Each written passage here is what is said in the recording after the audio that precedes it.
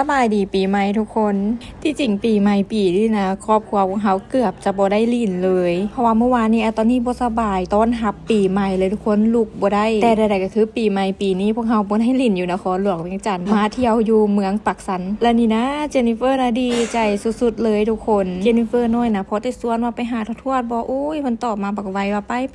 ทำอิดก็เฮ็ดแบบบ่กล้าปานใดเนาะสิๆคนอื่นแบบว่าเพิ่นก็ย่านเนาะย่านเพิ่นเว้าให้แต่พอวันลึงหน้าลึงตากันละแม่นโอ้ยสีดบ่หยุดบ่เศร้าปีใหม่ปีนี้ทุกคนเป็นได้ใดเนาะไปหากันไปเที่ยวอยู่ไสเนาะตอกมาปากซานนี่ก็มาแบบกระทันหันเลยทุกคนทำอิดว่าสิบ่มาแล้วสิลินอยู่บ้านเฮาพอแต่ออกไปตามถนนหนทางก็คือว่าเงียบเหงาเนาะคือแบบบ่มีคนนะก็เลยตัดสินใจปุ๊บปั๊บมาปากซันมานี่ก็ใครแน่หน่อยนึงเนาะเพราะมีพี่น้องหลายก็ซุ่มแซวกันอยู่นี่เบิ่งตอนนี้ก็ต่างจากเมื่อวานได้เมื่อวานนี่นอนเป็นพักมื้อนี้ยกปองเบียร์ทุกคนบ่ธรรมดาเลยเนาะคิดหาเมื่อวานแล้วมันเป็นตะหัวขนาดส่วนไม่เท่ากันยืนยางอ้อมไปอ้อมมาเบิ่งซื่อๆเนาะเพราะว่าเพิ่นบ่ได้กินเบียร์แล้วเบิ่งนี่นะเจนนิเฟอร์ได้เงินเนาะก็คือดีใจแล้วก็มันยืนให้ตอกปักไวๆเลยตอกเองก็ต้องขอบใจหลายๆเด้อที่เอ็นดูเจนนิเฟอร์สรุปแล้วก็แจกเงินหมดทั้งโต๊ะนี้เลยตอกเองบ่ได้เห็นบรรยากาศลิ่นปีใหม่อยู่บ้านเฮานี่ก็ดนเนาะแบบบ่ได้มาสัมผัสตัวจริงหลายปีแฮงปีนี้ถือว่าเป็นปีทำอิฐในรอบหลายปีเลยที่ว่าตอนนี้เจนนิเฟอร์ได้ลิ่นปีใหม่แล้วคิดเมื่อวานที่ตอกลงไปเนาะหลายคนก็แนะนำให้ตอกว่าไปลิ่นอยู่บ้านพ่อเฒ่าแม่เฒ่าไปลิ่นน้ำเอื้อยหงน้อยเอโนล่าอย่างก็ได้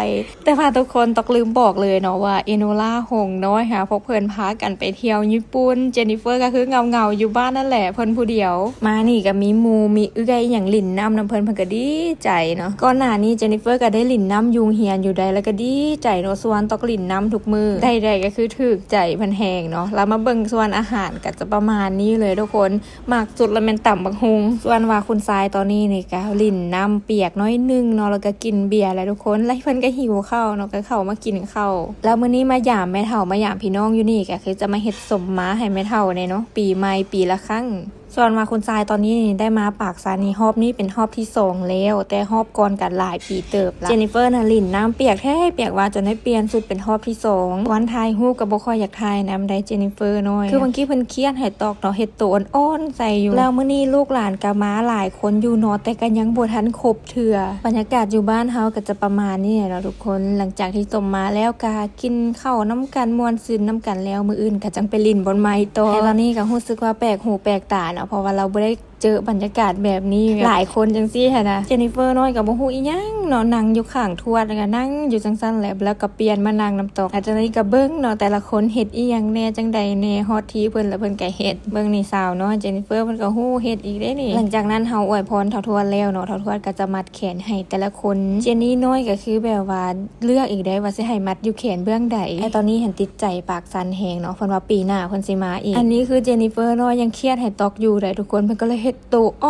อีหยังบ่ได้สนใจอีหยังตอกเลยแบบเครียดแฮงบางทีหันตอกไปอุ้มน้องเนาะแบบว่าตบก้นน้องให้น้องนอนหั่นนะลูกพี่น้องนะเห็นตอกเฮ็ดแบบนั้นล่ะเครียดแฮงเนาะเครียดบ่เว้าบ่ว่านำตอกถามก็บ่ตอบแล้วกว่าสิเพิ่นสิยอมลิ้นกับน้องก็บ่ธรรมดาอีกเด้ได้ลิ้นกับน้องก็ติดใจแล้วน้องเมื่อก็ซอกหาน้องว่าน้องอยู่ไสหลังจากนั้นเจนนิเฟอร์น้อยก็คือหิวข้าวแฮงทุกคนกินหลายแท้หลายว่าข้าวนี่เติม3เทื่อคือบวงตักข้าวเจ้าบวงนึงหั่นนะทุกคนเทื่อละบวงแบบว่าเด็กน้อยลิ่นน้ำจนเมื่อยแห้งค่ะนะเมื่อยแล้วก็จะหิวข้าวโอ้เจนนิเฟอร์น่ะกินทั้งข้าวกินข้าวแล้วก็นมโตแล้วก็มักไหม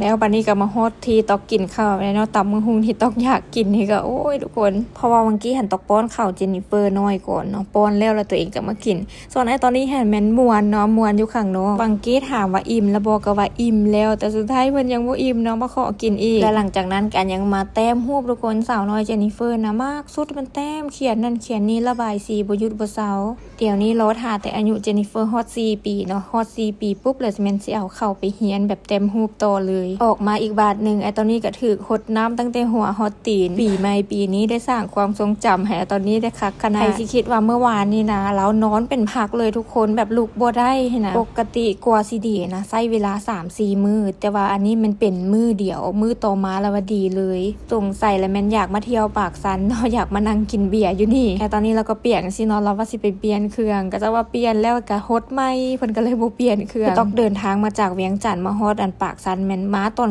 สวยๆเนาะทุกคน1 โมงจะออกมาแล้วมาฮอดนี่ก็ประมาณ2-3 โมง3 โมงนี่แหละล่าสุดก็คือเปลี่ยนเครื่องเรียบร้อยเนาะแต่ว่าก็อุ้มลูกไปเต้นนำเจนนิเฟอร์ก็ถูกใจได้พอมันเยาๆจังซั่นนะบ่ธรรมดาเลยตั้งแต่สวยฮอตค่ำและสุดท้ายนี่ต้องก็ขอให้ทุกคนโชคดีปีใหม่เด้อสุขภาพแข็งแรงขอให้มีโชคมีชัยตลอดปีและตลอดไปแต่ตอนนี้ว่าคนลาวกินเบียร์ปานกินน้ำเลยขอตัวมาลีนอนก่อน